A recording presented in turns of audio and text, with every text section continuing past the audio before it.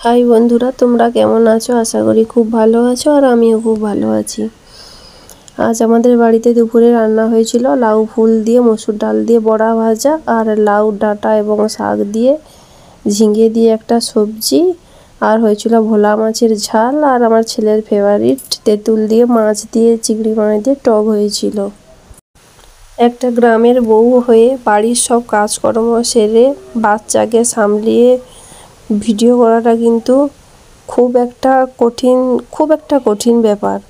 তবুও আমি যুদ্ধ করে কাজ করে সব কিছু করার পর নিজের একটা পরিচয় বানানোর জন্য এই জার্নিতে নেমেছি। আমার এই জার্নিতে তোমরা সবাই পাশে থাকবে।